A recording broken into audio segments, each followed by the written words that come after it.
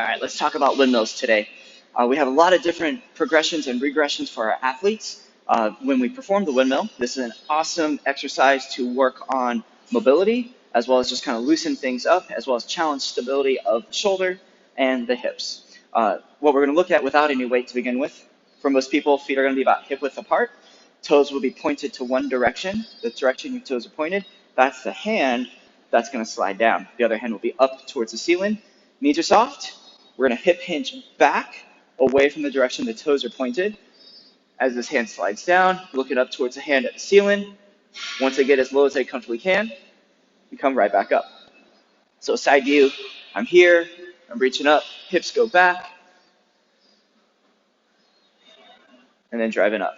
Now, if they have really good mobility, they might even be able to do this with the toes straight forward without having to turn out.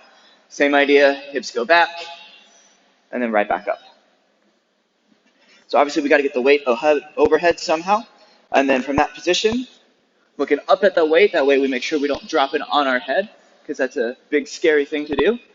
Hips go back, challenging the stability of the shoulder, T-spine mobility, tight core, tight obliques, and then driving right back up.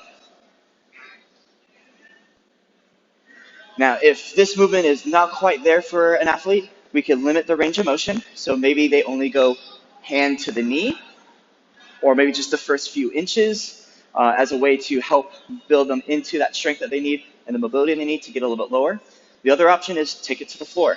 So thinking about the transition movement in the Turkish get-up, they'll be kneeling down, one foot will be turned in, hips will go back towards that back heel as this hand slides down with this hand up with the weight, and then drive back up. So from here, hips go back, tap, right back up. Here, hips go back, tap, right back up. Now, if this one's a little too easy, but standing up is not quite there, we could increase the range of motion here by, instead of having the hand to the ground, have athletes go elbow to the ground.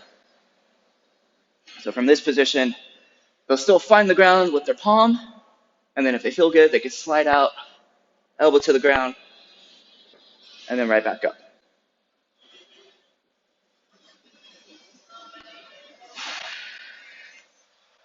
Finally, to make this a little bit harder, they could always use a slam ball.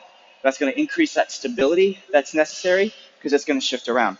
Another option is do two weights, one weight up, one weight down, or even bottoms up with the kettlebell.